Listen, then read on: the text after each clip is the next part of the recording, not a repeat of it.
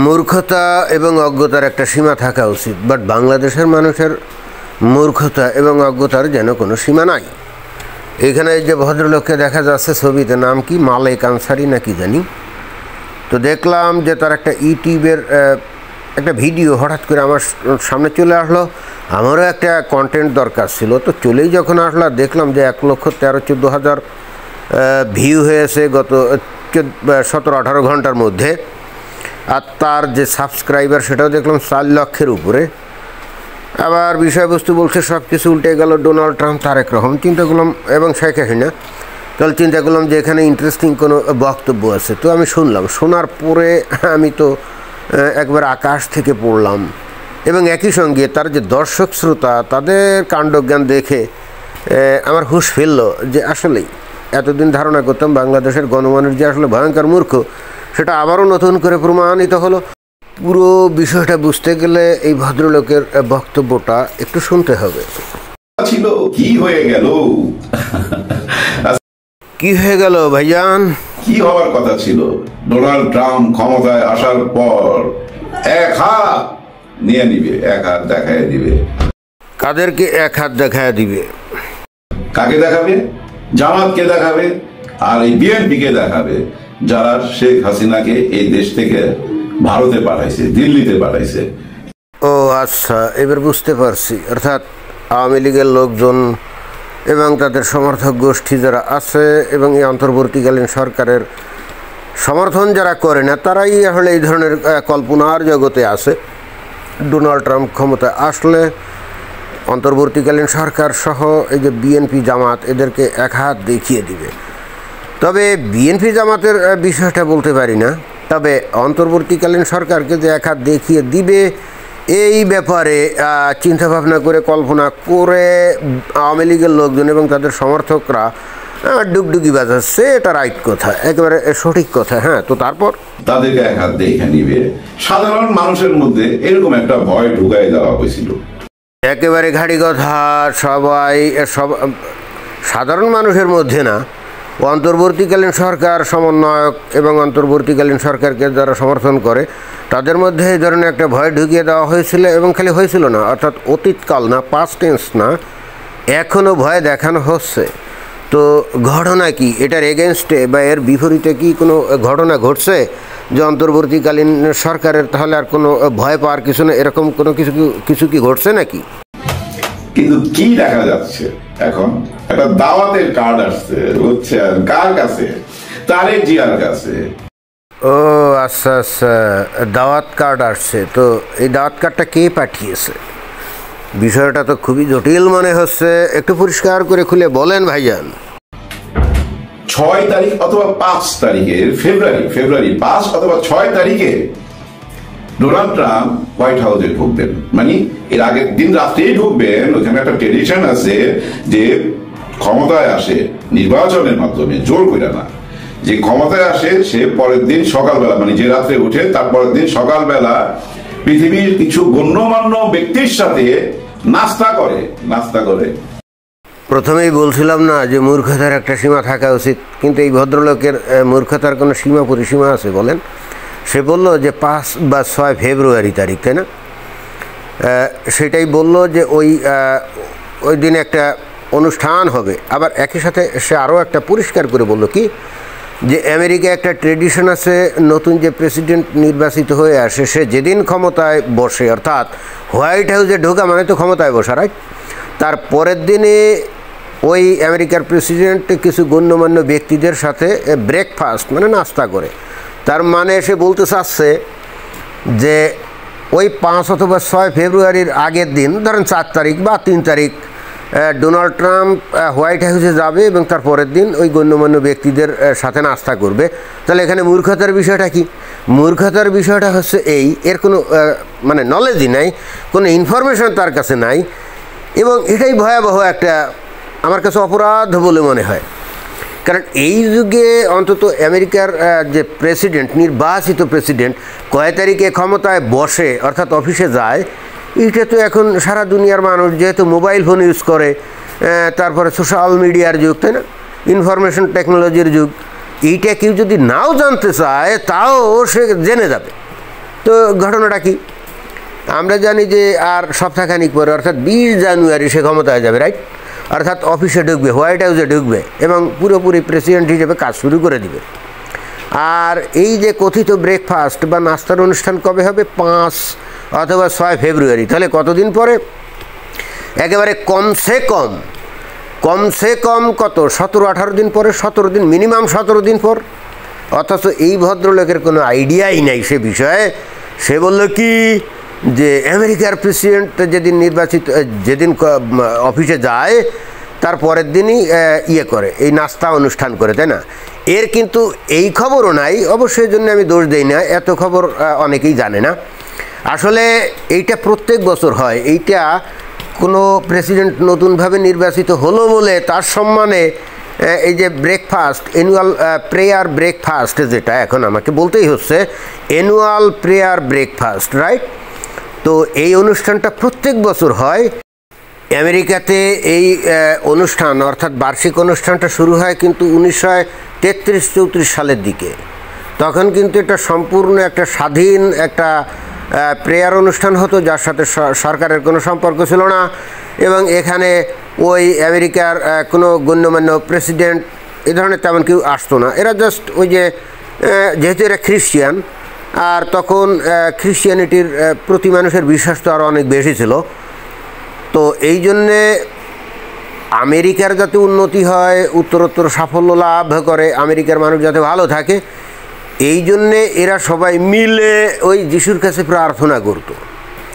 এটা কিন্তু 1933-34 সালের দিকে প্রথম শুরু হয় এবং এর পর থেকে প্রত্যেক বছর এই অনুষ্ঠানটা হয়, অর্থাৎ এর বয়স মোর দ্যান 90 ইয়ার্স। এখন 1953 সাল থেকে এই অনুষ্ঠানে প্রতিনিয়ত যে নাকি নির্বাচিত প্রেসিডেন্ট অর্থাৎ ক্ষমতায় থাকে আমেরিকাতে, প্রত্যেকবার তাকে দাওয়াত করা হয়। এবং তখন প্রেসিডেন্ট ছিল আইজেনহাওয়ার। এই আইজেনহাওয়ার যে ওই অনুষ্ঠানে হাজির হওয়া শুরু করে, পরবর্তীতে প্রত্যেক বছরই ওই অনুষ্ঠানে প্রেসিডেন্টকে দাওয়াত করা হয়। প্রেসিডেন্ট জাস্ট সম্মান রক্ষার্থে, যেহেতু এটা একটা ন্যাশনাল প্রেয়ার ব্যাপার, অর্থাৎ দেশ ও জাতির সৌভাগ্যের জন্যে সৃষ্টিকর্তার কাছে প্রেয়ারের বিষয়, এই জন্যে সৌজন্যের খাতিরে আমেরিকার প্রেসিডেন্ট এরপর থেকে প্রত্যেক বছরই কিন্তু এখানে হাজির হয়। এইটা এমন না যে কোনো একজন প্রেসিডেন্ট নতুন নির্বাচিত হলো এবং তার সম্মানে এই অনুষ্ঠানটা হয়, জি না, এটা না। কিন্তু এই লোকের তো অত ধৈর্য নাই, অত খবর নিয়ে এত ধৈর্য নাই। ওই যে এই যে তারেক জিয়াকে এই যে এখানে আমন্ত্রণ জানিয়েছে না, তো এইটা তো ওই যে বিএনপির যে অফিসিয়াল ফেসবুক পেজ আছে সেখানে তো মহাসাড়ম্বরে প্রকাশ করছে, আর সেটা দেখে এই লোকটা এই কথা বলছে। এর কিন্তু খবর নাই যে আমেরিকান এমবাসি অলরেডি বলে দিয়েছে যে এই অনুষ্ঠানের সাথে আমেরিকার সরকারের কোনো সম্পর্ক নাই। অর্থাৎ এইটা ডোনাল্ড ট্রাম্প অথবা যেই প্রেসিডেন্ট থাকুক না কেন, এটা সে আয়োজন করে নাই, সে কাউকে দাওয়াতও করে নাই। এবং এখানে যারা দাওয়াত পেয়ে হাজির হবে তাদের সাথে ডোনাল্ড ট্রাম্পের দেখা সাক্ষাৎ করার কোনো সুযোগও নাই। ওই অনেক দূর থেকে বসে হয়তো ডোনাল্ড ট্রাম্পকে তারা দেখতে পারে সচক্ষে যে ওই ডোনাল্ড ট্রাম্প বক্তব্য দিচ্ছেন। এর বাইরে যারা এখানে অংশগ্রহণ করবে নর্মালি আর কি, তাদের আর কোনো সুযোগ আছে বলে অন্তত আমার মনে হয় না। যেমন বাংলাদেশে এরকম অনেক অনুষ্ঠান আগে হতো এবং সেখানে বিভিন্ন অর্গানাইজেশন অনুষ্ঠান করতো এবং শেখ হাসিনাকে দাওয়াত করতো, আমরা দেখতাম না। তো শেখ হাসিনা দয়া করে সেখানে গিয়ে ওই লেকচার দিত। এখন ওখানে তো আরও অনেক দাওয়াতি লোক থাকতো, তারা তো দূরে বসে থাকতো, তাই না? তারা খালি দূর থেকে শেখ হাসিনাকে দেখতো।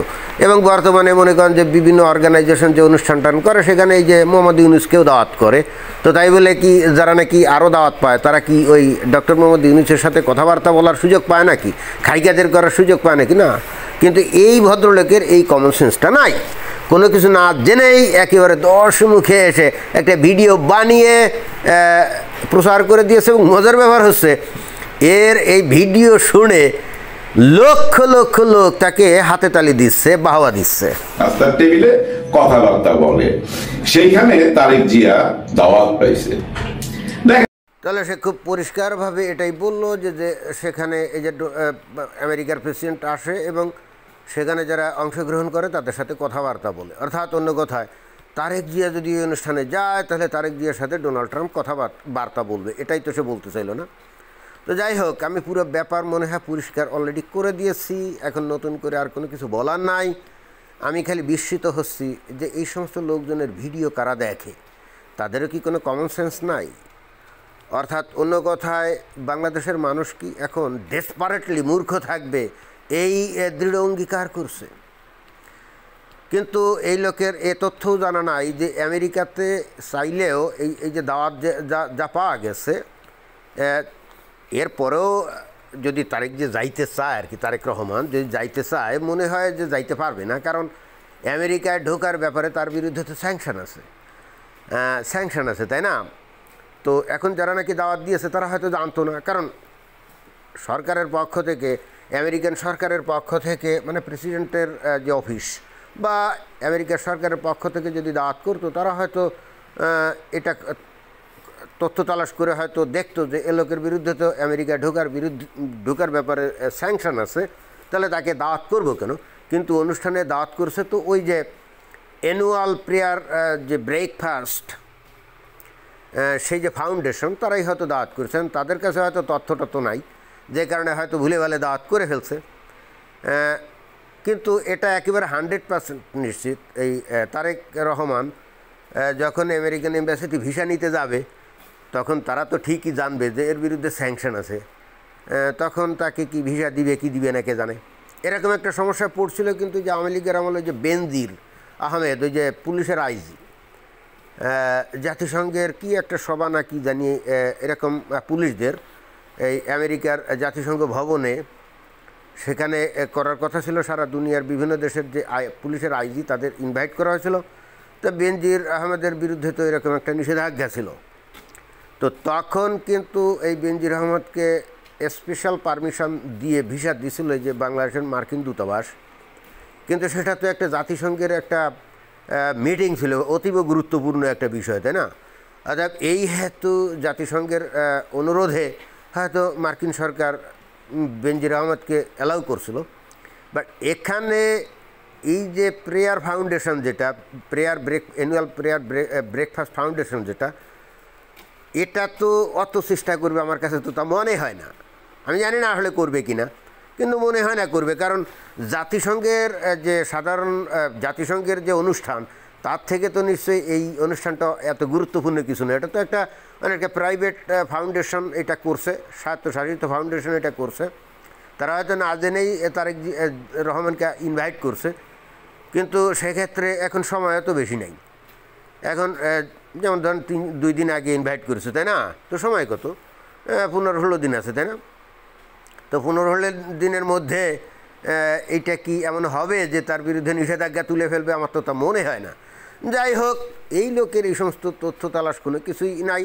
আর তারপরেও যদি ভিসা দেয় স্পেশালভাবে, আমেরিকাতে আসলো, সো হোয়াট? আসলে পরে কি সব কিছু এলোমেলো হয়ে যাবে? ডোনাল্ড ট্রাম্পের ক্যাবিনেট অলরেডি ভারতের কূটনীতিবিদদের সাথে আলাপ আলোচনা করে যে ধরনের ডিসিশন অলরেডি নিয়ে ফেলছে, এগুলা কি নড়চড় হবে নাকি? এখন তাদের ডিসিশনের মধ্যে তো এটাও থাকতে পারে যে বাংলাদেশে হয়তো শেখ হাসিনাকে পুনরায় প্রত্যাবর্তন না করিয়ে হয়তো একটা জাতীয় সরকার তৈরি করে হয়তো একটা নিরপেক্ষ ইলেকশনের আয়োজনের এ ধরনের একটা ব্যবস্থা থাকতে পারে। সেক্ষেত্রে তারেক জিয়ার তো সুবিধাই হবে, কারণ আমরা মনে করি বাংলাদেশে একটা নিরপেক্ষ ইলেকশন হলে হয়তো বা বিএনপি জিতে ক্ষমতায় যাবে। হ্যাঁ, এটা হতে পারে। কিন্তু তারেক জিয়া যদি ওই অনুষ্ঠানে যায়ও, তো সেখানে ডোনাল্ড ট্রাম্পকে বড় জোর ওই দূর থেকে একটু দেখা ছাড়া আর তো তার কিছু হবে না। হয়তো যদি ওখানে তাদের যে লবিস্ট ফার্ম টার্ম আমরা শুনছি আছে, টাকা টোকা দিয়ে এই ধরনের লবিস্ট ফার্ম অনেকে হায়ার করে, তো তাদের মাধ্যমে হয়তো 2-1 কংগ্রেসম্যান অথবা সিনেটরদের সাথে কথাবার্তা বলতে পারে। কিন্তু বললেও কি আসলেই কোনো ফলদায় হবে নাকি? কারণ অলরেডি ডোনাল্ড ট্রাম্পের ক্যাবিনেট বাংলাদেশ বা ভারত নিয়ে কি করবে না করবে এ বিষয়ে ডিসিশন তারা নিয়ে ফেলছে। এখন আমরা তো আর এত খবর জানি না। তো সেক্ষেত্রে হতে পারে হয়তো সেখানে পুনরায় ক্ষমতায় বসাতে পারে, অথবা এমনও হতে পারে যে ওই যে নিরপেক্ষ ইলেকশন দিতে পারে, আমরা জানি না। কিন্তু কথা হচ্ছে যে এতে করে এই ভদ্রলোক আসলে কী বলল, মানে উল্টা পাল্টা বানোয়াট আষাঢ়ে গল্প বলে গেল।